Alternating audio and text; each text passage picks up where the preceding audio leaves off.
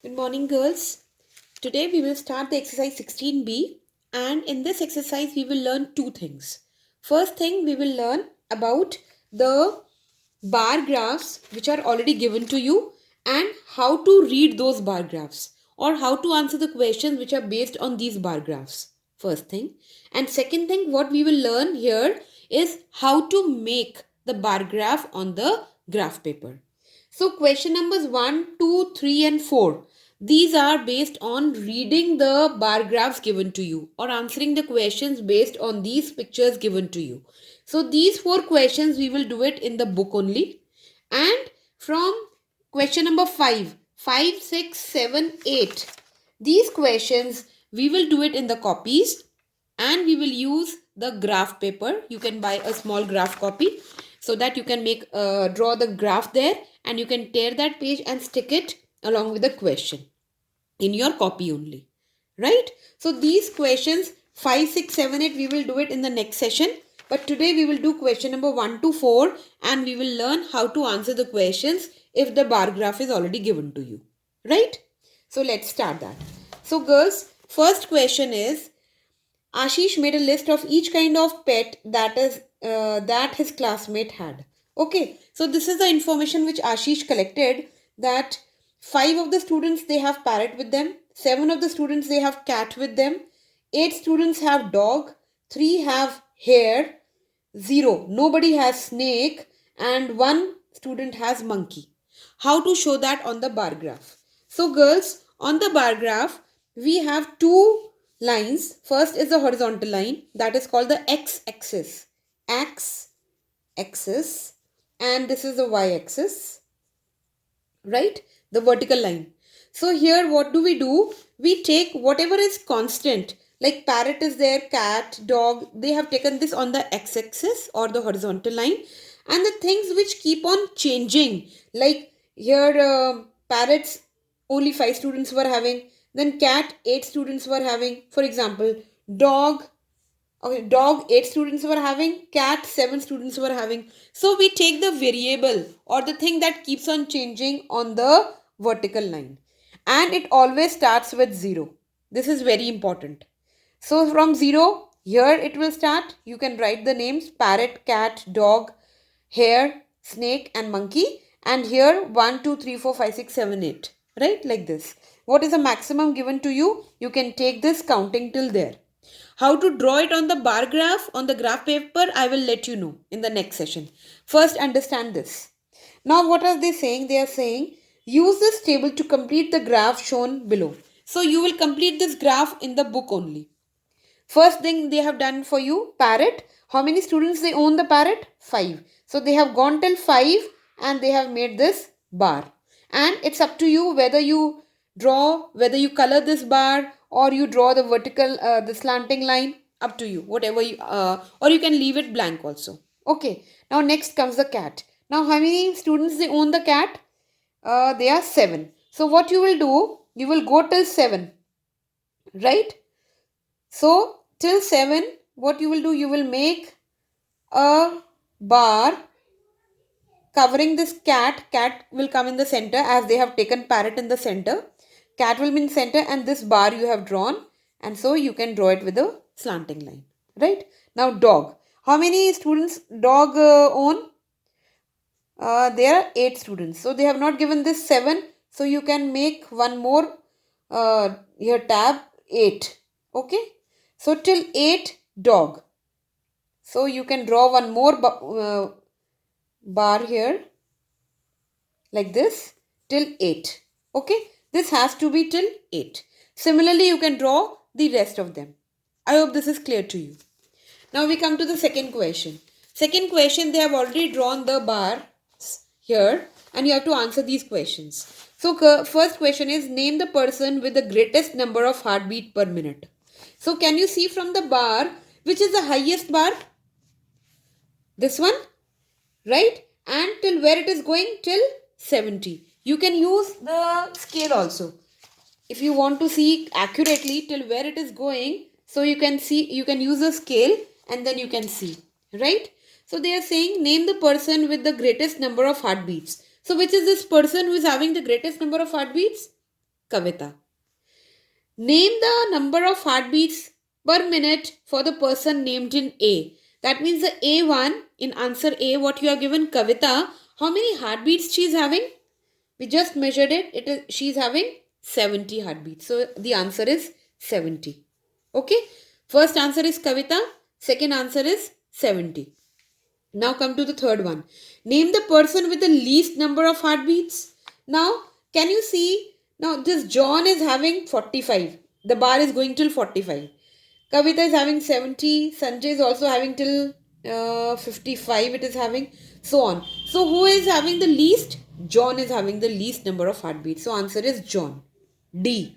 Name the number of heartbeats per minute as for the person mentioned in C. In C, we have mentioned John. John is having how many heartbeats? 45. Because its bar is going till 45. So, answer is 45.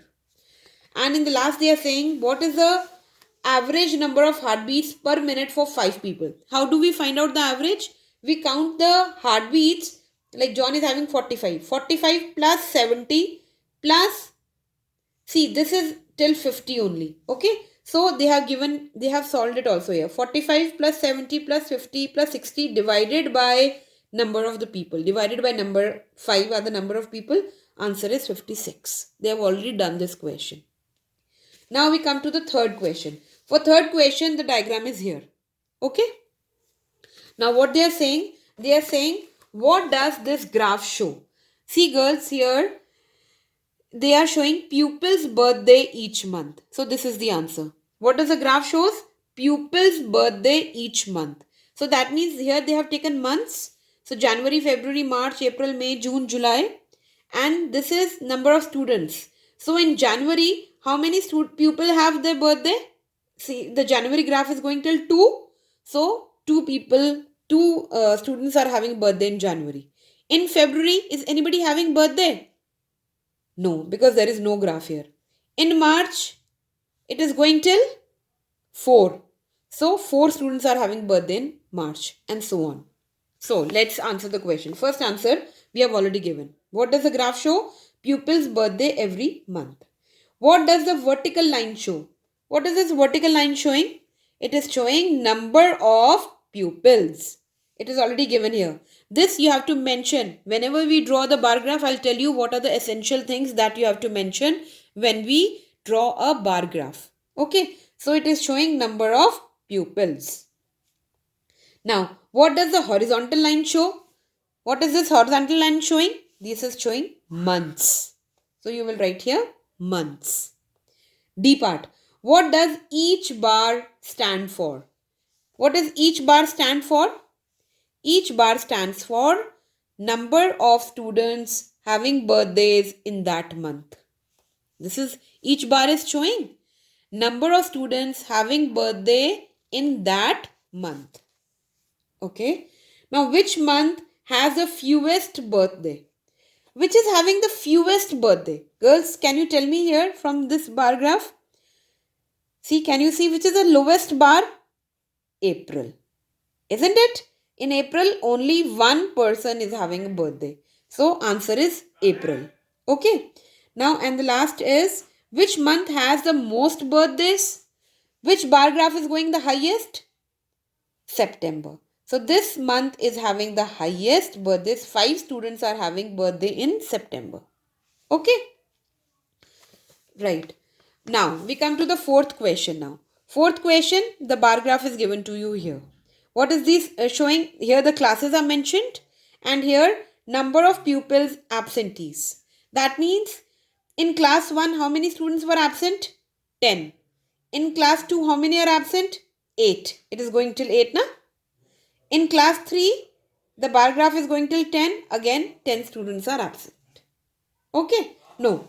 In class 3, girls, see, it is not going till 10. It is somewhere between 8 and 10. So, between 8 and 10, what is this? 9.